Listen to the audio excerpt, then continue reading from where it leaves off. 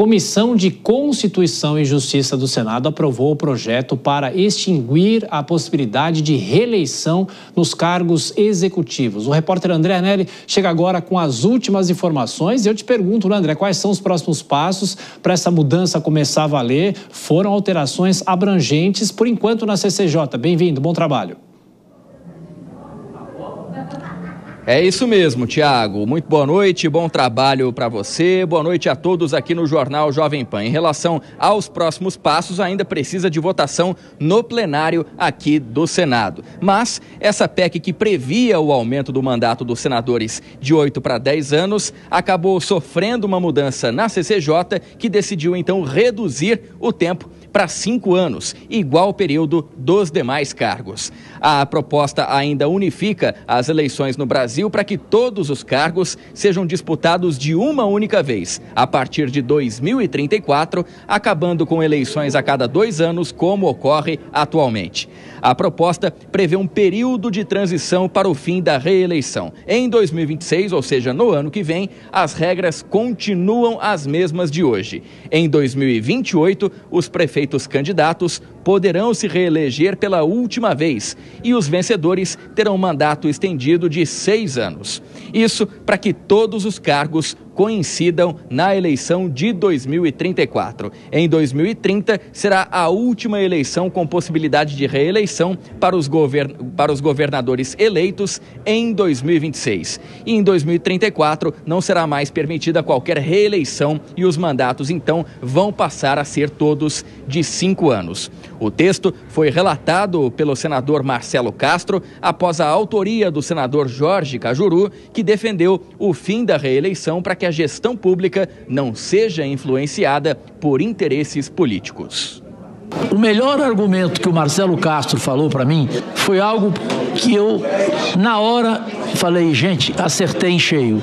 Ele falou, Cajuru, quem tem direito à reeleição, Cajuru, já começa o mandato pensando nela reeleição, Cajuru. Ao escolher aí, então, ele, um secretário, um ministro, ele pensa primeiro quem politicamente encaixa nesse cargo para dar votos a ele daqui a 4 anos, ou não sei quantos anos. Ele não prioriza escolher um técnico, ou seja, alguém que não seja político e tenha competência para exercer o cargo de um ministro ou de um secretário. O Congresso Nacional, devido à necessidade dos parlamentares apoiarem os candidatos locais. E um outro argumento é o de que a redução também dos custos seria viabilizada, principalmente de logística, com menos eleições, com eleições ocorrendo a cada 2 anos. O relator, o senador Marcelo Castro, afirmou que o texto tem potencial para ser aprovado no plenário sem dificuldade. Esse momento é um momento para a gente celebrar. Votamos por aclamação na Comissão de Constituição e Justiça, mostrando que há uma convergência de opiniões e eu espero que a gente vote também de maneira consensual ou quem sabe até unânime no Senado. Aí o senador Marcelo Castro, que é o relator, e agora, inclusive, o presidente do Senado, Davi Alcolumbre, acredita que pode colocar essa matéria em votação já na semana que vem. Daqui a pouquinho a gente vai ter um parlamentar para fazer uma avaliação, o que pode acontecer a partir de agora, mas antes, claro, vamos girar os nossos comentaristas. Recebo aqui mais uma vez o Cristiano Vilela, nosso advogado especialista em direito eleitoral. A gente já falou muitas vezes sobre essa proposta que está em tramitação ainda no Congresso Nacional, mas talvez para muita gente há uma surpresa, porque foi feita a aprovação na própria CCJ, agora saber o que o plenário vai deliberar. Agora, é uma mudança radical no sistema de eleições do Brasil, Vilela. É uma mudança radical, Tiago. Eu tenho dúvidas se o plenário irá realmente acompanhar essa decisão, dessa aprovação que foi feita do texto na CCJ, porque é algo que mexe bastante realmente com a forma de organização do processo eleitoral brasileiro.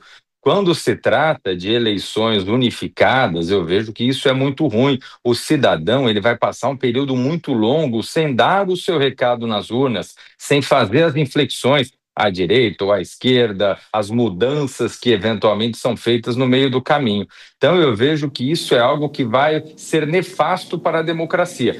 Quanto menos a sociedade comparece às urnas, Eu vejo que acaba afastando realmente aquele elo, aquele vínculo entre o eleitor e o eleito. Eu acho que esse é o principal ponto. Com relação ao fim da reeleição, eu pessoalmente sou muito favorável e eu gostaria, inclusive, que tivesse um limitador nas reeleições aos mandatos parlamentares. Mas aí achar que os parlamentares vão aprovar é querer muito, né?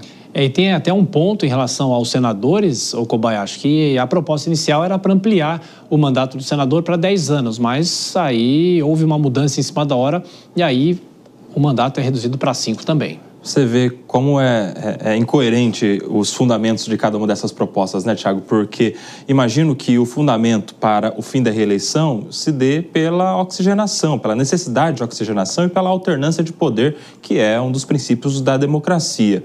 Agora, se você quer alternar o poder no Executivo, como é que você quer ampliar o mandato para 10 anos para o Senado Federal? Isso vai na contramão total dos fundamentos que justificariam o fim da reeleição, com a qual eu concordo. Acho que não deve ter reeleição nem para o Executivo, nem para o Legislativo.